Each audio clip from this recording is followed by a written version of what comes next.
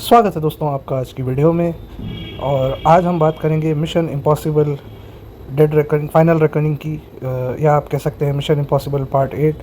तो बहुत देर कर दी हमने रिव्यू करते करते, लेकिन कोई बात नहीं, देर आए दुरुस्त आए। बहुत ज़बरदस्त मूवी है। आगे स्पॉइलर रहेगा, अगर आपने नहीं देखी है तो आप देखकर मूवी देखने के बाद इस रिव्यू को देख सकते हैं, या फिर ऐसे ही चलिए कंटिन्यू करते हैं। तो मज़ा आ गया। फिर से एक और बार महानायक टॉम क्रूज़ को सलाम है। इस तरह की फ़िल्में आज भी वो कर रहे हैं, जिस तरह का एक्शन एक्टिंग वो करते हैं, और बहुत ही शानदार निर्देशन है।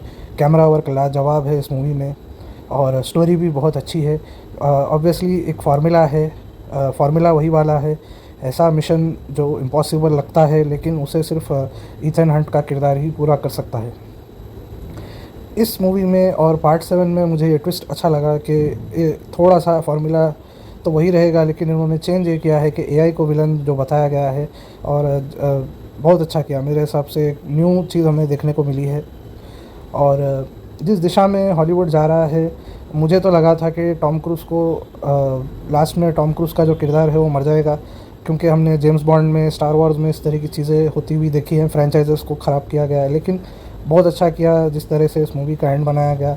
तो मुझे खुशी है इस तरह का दीवानापन यहाँ पर नहीं किया गया।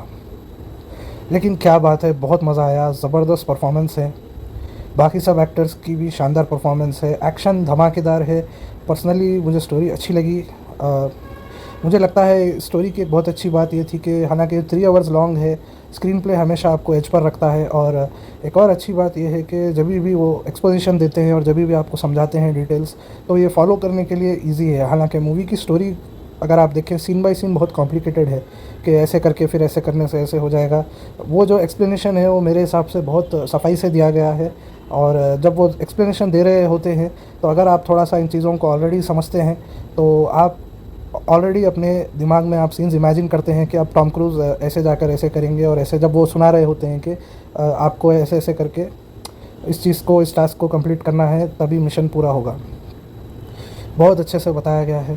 और इस मूवी में एक्शन की तो हर किसी ने तारीफ़ की है, बहुत डिटेल में। काफ़ी लोगों ने वीडियोस बनाए हैं कि ये वाला स्टंट कितना अच्छा था, वो वाला ऐसे कैसा था।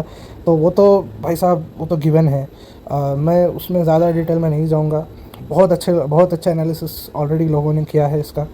और ड्रामेटिक मोमेंट्स की मैं तारीफ़ करना चाहता हूँ, क्योंकि हर सीन में मुझे लगा पर्सनली ड्रामेटिक मोमेंट जहाँ भी आता है वहाँ पर एक्टिंग बहुत अच्छी है। और एक्सपोजिशन जब भी दिया जा रहा है, आप साइड कैरेक्टर्स को देख सकते हैं, उसका एक इमोशनल वेट है। जैसे एक सीन है जहाँ पर वो सबमरीन में उनको समझाया जा रहा है टॉम क्रूज़ को कि आपको यहाँ तक जाना पड़ेगा, और आप ये सूट पहनकर आप इस डेप्थ तक जा सकते हैं, और इसमें ये प्रॉब्लम्स आएंगी, और आपको ऐसे ऐसे हो सकता है। तो आप देख सकते हैं उस सीन में जो साइड कैरेक्टर्स हैं, वो आपको लगता है वो एक्चुअली वहाँ प्रेजेंट हैं, और वो एक्चुअली उस टास्क के जो इमोशन है उसमें वो इन्वॉल्व हैं। वो उनके चेहरे पर आपको फ़िक्र दिखती है कि भाई ये बंदा कैसे इस टास्क को पूरा करेगा। वो समझा रहे होते हैं तभी इमोशन से बोलते हैं। और जहाँ पर वो न्यूक्लियर सीन है, जहाँ पर प्रेसिडेंट से बात की जा रही है, उनके सामने ऑप्शन रखे जा रहे हैं कि न्यूक्लियर अटैक करना चाहिए, वहाँ पर भी आप देख सकते हैं हर साइड कैरेक्टर के फेस पर आप देख सकते हैं कि एक इमोशन है। ऐसा लगता है ऐसे ही कुछ एक्सप्लेनेशन के लिए, फर्दर सेक बोलने के लिए नहीं बोला जा रहा, लोग एक्चुअली उस पर ध्यान दे रहे हैं। ये मुझे बहुत ही अच्छा लगा। और मैं आपको एक बात बताता हूँ, मैंने मिशन इम्पॉसिबल की फॉल आउट और पार्ट 7 जो आई थी डेड रेकनिंग, और पार्ट 8, ये 3 ही मैंने मूवीज़ देखी है। तो मैं समझ सकता हूँ जो इस फ्रेंचाइज़ के ओरिजिनल फैंस हैं उनको लग रहा होगा कि बहुत, और मेरी बात भी हुई है, कई लोगों को लगा हाँ नहीं भाई बहुत ही मतलब हमने देखा हुआ है सब कुछ। तो मैं समझ सकता हूँ आप ऐसे लोगों को जो शुरू से सीरीज़ को फॉलो कर रहे हैं, उनको रिपीटेटिव लगी, बहुत सारी चीज़ें सेम लगी, तो वो अंडरस्टूड है। मुझे नया लगा तो मुझे बहुत अच्छा लगा, क्योंकि मैं इसको 2-3 फ़िल्मों से ही फॉलो कर रहा हूँ, तो मुझे पर्सनली बहुत अच्छा लगा। हो सकता है मेरा पर्सनल बायस हो, ऑब्वियसली मैं आपको बता रहा हूँ। मेरे एक फ्रेंड है जिन्होंने कभी टॉम क्रूज़ की कोई मूवी नहीं देखी, वो हिंदी फ़िल्में ही देखते हैं, उनको इंग्लिश का ज़्यादा पता नहीं है। तो उनको मैंने ये मूवी दिखाई, हिंदी में हम दोनों ने देखी। पहले मैंने इंग्लिश में देखी थी, अब फिर मुझे अच्छी लगी तो दोबारा मैंने हिंदी में भी देखी। उनको टॉम क्रूज़ की एक्टिंग बहुत पसंद आई, और उन्होंने कहा मैंने इनको कुछ सीन्स में देखा है पहले भी, मगर पहले कभी इनकी कोई मूवी नहीं देखी, और उनको वो मूवी भी बहुत पसंद आई और स्टोरी भी अच्छे से समझ आई। बहुत ही मज़ेदार, और डायलॉग्स में भी बहुत अच्छा वज़न है। निक ऑफरमैन जो चीफ ऑफ स्टाफ का रोल करते हैं, आप देखिए उनकी जो डायलॉग डिलीवरी है, और जो प्रेसिडेंट मैडम है, उनके जो डायलॉग बोलने का अंदाज़ है, इवन वो जो सबमरीन के कैप्टन होते हैं, और आप ले लें CIA के जो एजेंट्स होते हैं, जो ईथन हंट के जो बॉस होते हैं, उनका जो डायलॉग है, उनके डायलॉग्स जो हैं, उस साइंटिस्ट के जो डायलॉग्स हैं, इवन विलन मोरालिस साहब ने भी बहुत अच्छी एक्टिंग की है, उनके भी डायलॉग्स में एक वज़न है। और क्रिस्टोफर मैकक्वायर, उनको सलाम है, उनका निर्देशन है बहुत ही फैंटास्टिक है। 3 घंटे की फ़िल्म है और बंदा आपको एक्टिवेटेड रखता है, जहाँ जैसा एक्शन कैप्चर करना है वहाँ वो करके दिखाते हैं। डिटेल में जाए तो बहुत कुछ है, अब तक आपने कई रिव्यूज़ देखे होंगे, मूवी भी देखी होगी, तो आप खुद भी ये देख सकते हैं। और मैक्स अरूज और एल्फ्रेड गॉडफ्री का म्यूज़िक है, भाई साहब कितना शानदार म्यूज़िक है। उस तरह का क्रेडिट इनको कोई नहीं दे रहा जिस तरह से बैकग्राउंड म्यूज़िक का जो क्रेडिट मतलब जो रिव्यूज़ में भी बताया जा रहा है। एक्शन और टॉम क्रूज़ की ज़्यादा तारीफ़ें हो रही, वो तो बिल्कुल होनी चाहिए, लेकिन क्या म्यूज़िक है, एक हर सीन को इनके म्यूज़िक ने एलिवेट किया है बहुत ही शानदार तरीके से। और साइमन पेग जिन्होंने बेंजी का किरदार किया है, वो तो हमेशा लवली उनकी एक्टिंग रहती है हर मूवी में, देखकर उनको मज़ा आ गया। निक ऑफरमैन साहब जो चीफ ऑफ स्टाफ है, बहुत ही शानदार। विंग जेम्स जो लूथर का रोल करते हैं इस मूवी में भी, जहाँ पर इमोशनल डायलॉग है, इमोशनल सीन है उनके, वो बॉम्ब डिफ्यूज़ वाला सीन, हॉस्पिटल वाला सीन बहुत ही शानदार है। मतलब बहुत अच्छी एक्टिंग की है उन्होंने।